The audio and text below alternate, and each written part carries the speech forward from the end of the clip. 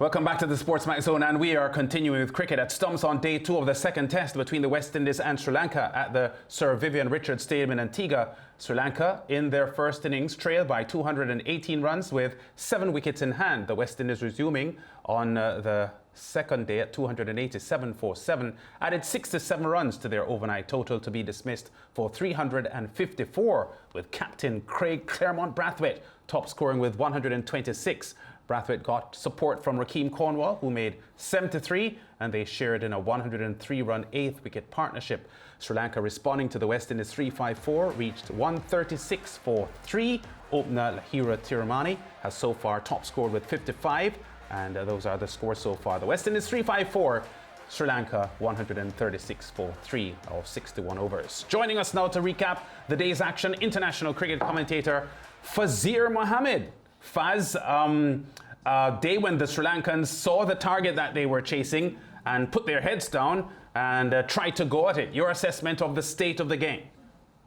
It's interestingly poised. I just heard Jason Holder, the former West Indies captain, describe it as even Steven. And had they picked up another wicket before the end of the day's play, and there was a concerted appeal for a catch behind, but the replays and the sound devices showed that there was no touch to Dayananda De Silva's bat. Had they taken that wicket, the balance would have tilted in favor of the West Indies. But I think that's just about right, because the pitch is very, very placid, gentlemen. You could, if you really put your mind to it, taking nothing away from the quality of the bowling, because the West Indies really have persevered, you could probably bat all day tomorrow. And that's what certainly Chandimal and Dayananda De Silva will be thinking of going into day 3, because they saw what the West Indies were able to do with that foundation provided by Craig Brathwaite, with Rakeem Cornwall, who continues to impress lower in the order with the bat, and they'll want to replicate on a pitch that is getting flatter and flatter by every day.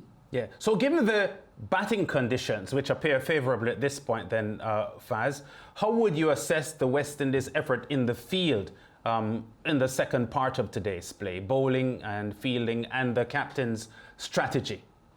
Well, if you talk about bowling, it was certainly fielding. It was certainly an outstanding catch by Nkrumah Bonner that got the Sri Lankan captain Dimuth Karunaratne, a really outstanding catch. And in fact, if you look at the 3 dismissals, and on television commentary, they've been analysing it, how repetitive it is. And that's where you've got to give the West Indies team, the coach, the think tank, everyone involved with the processes that they are using. You've got to give them credit, because the dismissals of the 3 players so far have been essentially repeated from the first test match. The Sri Lankan captain, then Oshado Fernando, he fell to Kyle Mayers yet again, and once more Lahiro Tirimani was bowled through the gate again by Kemar Roach. So it's tough to get wickets easily. You don't get cheap wickets in conditions like this unless the batsmen play poor shots and are prepared to give it away or risk it. You're not seeing that so far. Tactically, really, there isn't much more that Craig Brathwaite can do other than that tendency to pull fielders out of the slip cordon, in my mind, a bit too early. You've got 354 runs on the board, and from the moment you see a couple of boundaries going wrong, he tends to pull someone out of that slip cordon, which I don't think is necessary, but he's the captain, he's the one called upon to make the decision. And I think the West Indies have really thought out their tactics very, very well, but they need to have a lot happening their way if they are to really put Sri Lanka under pressure going into day 3. The Craig Brathwaite century, Fazeer, must be a real confidence booster to the young man. It was a vigil in every sense of the word. 514 minutes, 311 balls. He went along at a strike rate at 40.51. Not that that would concern him. 126, first time he's passing 3 figures in 37 innings, about 19 tests. It comes at the right time for this man, Fazeer. It does, and you're correct to still refer to him as a young man, because he seems like he's 35, given the length of time he's been playing for the West Indies at senior level, a decade virtually, and he's only 28. So yes, getting this 100 was important. I don't think his place was under any real threat, although he would have been struggling for runs. But the fact that he's been installed as captain, has been successful in Bangladesh, drawn first test, I don't think his place was under any real jeopardy. But runs boost confidence for any player. And the way he got those runs was typical Craig Brathwaite. I think the only disappointment was that he didn't carry his bat right through the innings as he did against Pakistan in Sharjah in 2016 because he was last out with Shannon Gabriel at the other end. So Gabriel has something to boast about, that he was holding the fort while the captain fell away. But in all seriousness, I think that is typical Craig Brathwaite. It's not attractive. You're not going to pay a lot of money to watch Craig Brathwaite bat, but you'll appreciate the fact that when it comes to Test cricket, he played the quintessential sheet anchor role innings that gave the West Indies that foundation to get up to 354. And I guess if the fans are frustrated by his lack of productivity on occasion, well, quite often to be fair, given his record in recent times, the frustration for him must be greater, given that this century comes after so long without going anywhere near three figures. And perhaps it is that he would tell you that my approach to the innings before yesterday was the same as my approach to the innings in previous test matches, but I've not gotten the results, and I've been out for 20, a painstaking 20, a painstaking 15, a painstaking 40 odd, using the same approach, when that same approach got me three figures here, and now people are talking about me on the television. But that's it. That's just the way it goes. And you gentlemen know about sport. You outplay your opponents. You hit the crossbar. You miss an open goal. You lose 1-0 in stoppage time. The next game you play, you can't stop scoring. That's just the way it is. Sometimes we overanalyze because, as you said, you look at the way Brathwaite got out in the first test match, wafting at a delivery outside the off stump in the first innings, and you say that that's careless. But again, sometimes it just goes past the outside edge. The next day it takes the edge and you're gone. But you give him credit for persevering. Again, we need to repeat this, that 4 or 5 months ago, Craig Brathwaite was probably seen as someone on the verge of being dropped, because remember, he was replaced as vice captain by Roston Chase. Now he's solidly installed as captain, gets 100. He couldn't want anything better personally, but certainly from a team point of view, he would want to see the team pick up some early wickets tomorrow. Yeah, there was Lance and myself got an email today from one of our friends from down the islands who was saying that of the centuries that Craig Brathwaite has made, the West Indies have won 6 of those tests where he has made a century. Of course, he's passed 109 times, including the double century, and 8 of those knocks have been first innings knocks. Not so, his record in the second innings, not so good. But the point is, it's always a good omen when Craig Brathwaite passes 3 figures for the West Indies, especially in a first innings. Stay where you are, Fazeer. We're coming back with more to talk about selection issues, Lance.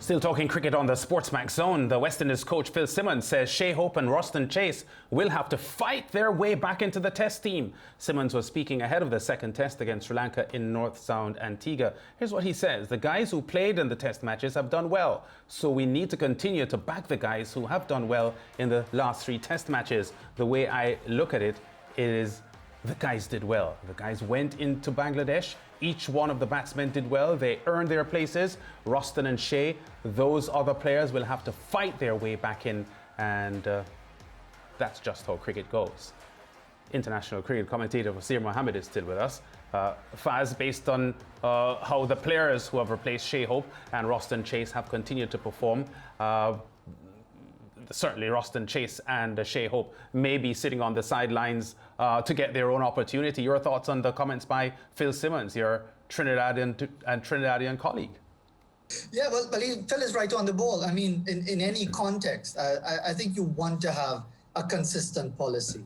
You want for everyone to understand, once you are contributing, once you are playing some sort of role, there's no reason to replace you unless there's some really spectacular performer out there who is just mandating that place must be made, and that isn't happening right now.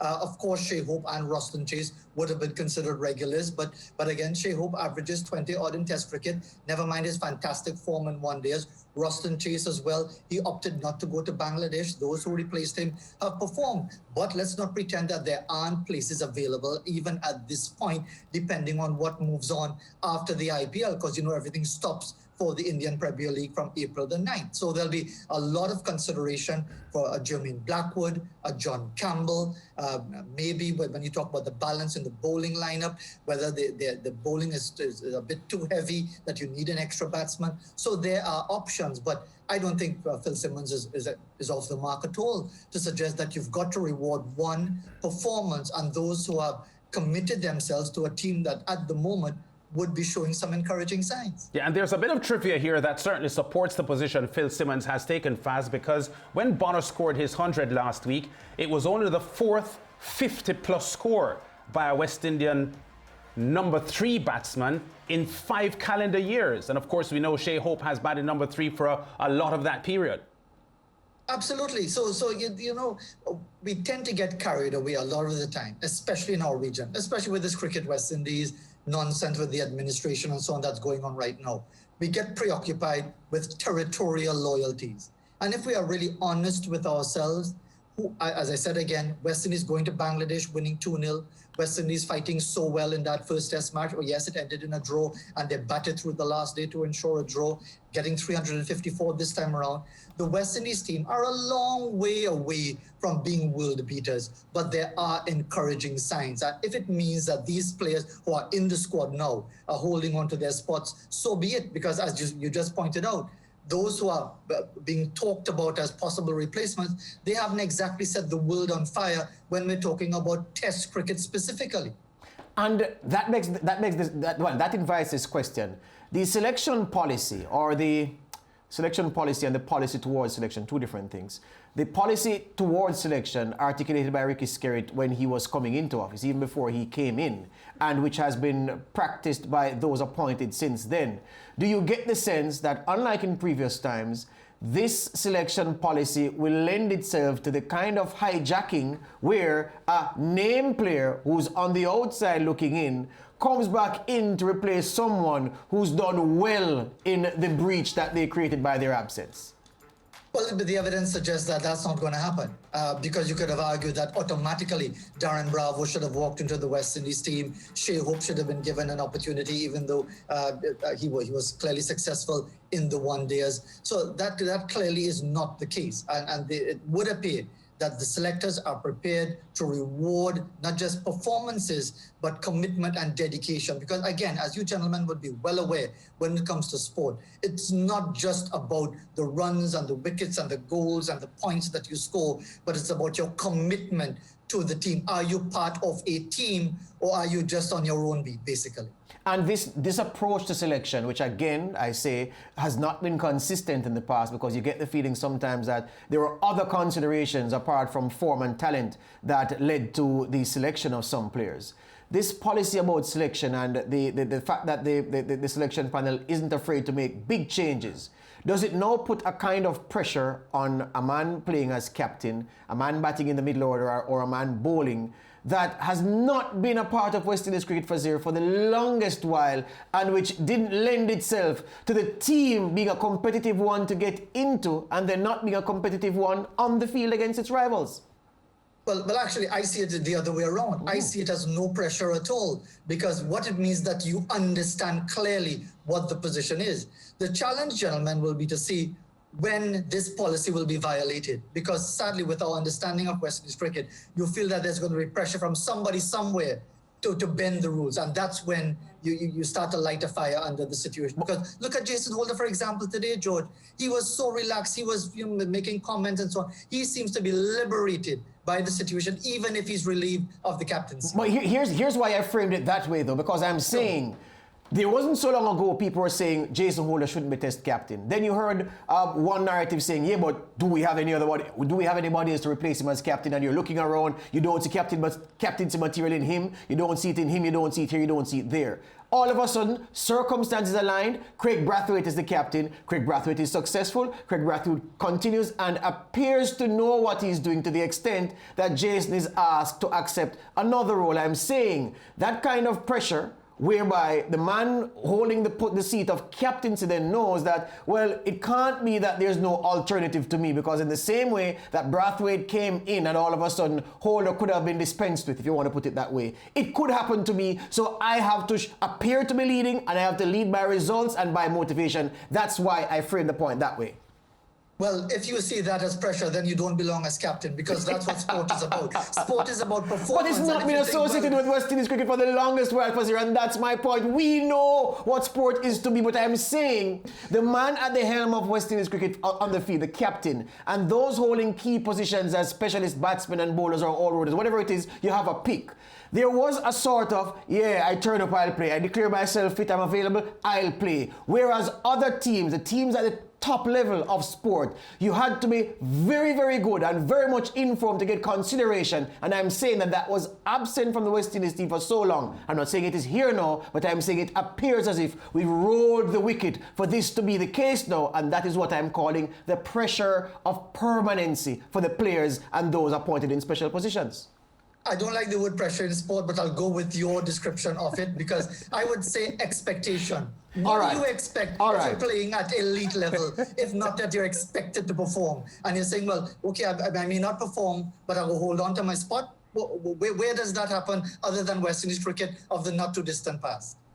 Very well. Yeah. All right, Faz, you know what? When we look at what has happened with West Indies cricket since 1995, when we were toppled from the pinnacle by the Aussies here in the Caribbean. Caribbean fans have gone through year after year of suffering, of seeing a West Indies team that just doesn't in any way, shape or form resemble what we have become accustomed to in the 70s and 80s. The sort of culture that Phil Simmons talks about beginning to develop in this current team, do you think there is enough talent in the current group and the current fringe players that can make a significant impact on where West Indies cricket goes within the next 2 or 3 years? No question about it. We may not get anywhere close to that world-beating team of the 70s and 80s, because you're talking about phenomenal cricketers who were exposed to a high level of the game for a long period of time. But there is that talent. I mean, you see it. Again, skeptics like myself who question whether even Rakeem Cornwall should be in the team. He gets 61 and 73. He needs to, again, be more effective with his bowling. You've got Kyle Mayers walking into this team, scores 210 not out, follows it up with 45 and then 49 in the 2 test matches here in the Caribbean. So you've got John Campbell, who needs to deliver because he's under pressure to hold on to his spot. This is what you have in a properly functioning, dynamic environment, where the most important element is that players understand where they stand. By meaning it that if I don't perform over a protracted period, I can expect to lose my spot. It's not going to be that I'm going to be axed because the captain don't like me, or the board so-and-so don't like me, or this representative doesn't like me, and so on. There is a process. And the challenge for Phil Simmons will be, because he was in trouble previously, he was suspended once and then fired after that. The challenge will be, if he is to be the flag bearer of this process, and we'll have to wait and see if time bears that out, if he is to be the flag bearer of that process, will he get the backing all the way through, given the politics that will always be at play in West Indies cricket? All right, so I noticed you use the word pressure there again, but I won't charge you for it. Look at this quote from Phil Simmons was there on your screen. And the second to last line, have to fight their way back in, referring to guys like Roston and Shea. So the question begs, Fazeer, what will successfully fighting your way back into the test team look like for Shea and Roston? What will they have to produce for the selectors to say, okay, come back, take back this place? Well, here's a revolutionary idea: runs and wickets in great profusion. Because you've just got to be consistent. You've got to perform to a level. The concern will be whether the 4-day tournament comes off. That's going to be a worry as to whether or not it will come off because of financial considerations. And that's the context I asked the question in. Yeah, but the point also is that John Campbell has been struggling. Darren Bravo is there waiting for the opportunity. You've got a situation where Jermaine Blackwood has been struggling. And the sad part about all of this, gentlemen, is that from the time you mention someone's name, people automatically say, oh, he don't like Jamaicans, or he doesn't like Bajans, or he doesn't like that. we need to simply step back and look at numbers, because we're talking about performance. To use a political phrase from Trinidad and Tobago, performance beats old talk every time. And therefore, if it is a Shea Hope, if it is a Ruston Chase, if it is anyone else, they've got to find the platform to get runs, to get wickets, whether it's a domestic game, wherever it may be. They've got to perform. Yeah, Faz, we've got to leave it there, but I'm going to say something to you very quickly before we wrap this segment. And it's the issue and the role that the selectors have to play, because you talk about runs and wickets and performances. But you know what? If that is the case, then selectors only need to be statisticians. The leading statisticians of cricket in the Caribbean could get together and pick the West Indies team. Have we reached a point, Faz, when selectors need to have that eagle eye to reward players with application and temperament, as opposed to players who pass the eye test with flying colours? Very quickly, pre-Carl Hooper getting into the West Indies team, pre-Shivnarine Chandapal getting into the West Indies team, as a selector, I don't think there are many people who would argue that Carl Hooper is a better batsman than Shivnarine Chandapal based on what you're seeing in your eye test. Better in what sense? Pre-getting into West Indies cricket. I'm getting there, George. Pre-getting into West Indies cricket. You look at these two teenagers approaching 20, and Carl Hooper looks like a world beater. Chandapal looks good but doesn't look like a world beater. Chandapal ends his test career with a batting average of 51, and Carl Hooper ends his career with, I think, a batting average of about 36. So I'm suggesting to you that sometimes selectors need to apply their knowledge of batsmen's temperament and application as opposed to just what they consider to be raw talent. I think that's for another show. This is a whole new segment because I have a lot of issue with what was said just now. Yeah, but it's something that we've got to discuss. Absolutely. Because if it is that just numbers, if you're just going by numbers, sometimes numbers can be misleading. Correct. And just quickly to say, because I know you got to go to the next segment. Yeah. If I misrepresented the issue, I apologize. When I said runs and wickets, because it's not only about that. Yes. It has to be contextual about the value of the player, the character of the player, and what he or she brings to the game. So we'll conduct that real argument at another The only thing he got right was Carl Hooper's average, 36. No, I'm just saying that there was a reason why. No, it's a good argument to have. There's a reason why Kyle Mears hadn't made the West Indies team from a long time ago. It's a good argument but he's there now and doing better than people expected him to. So that is where I'm going with it. Yeah. Anyway, we'll have that as one big segment, Faz. Thanks for talking to us. No problem at all.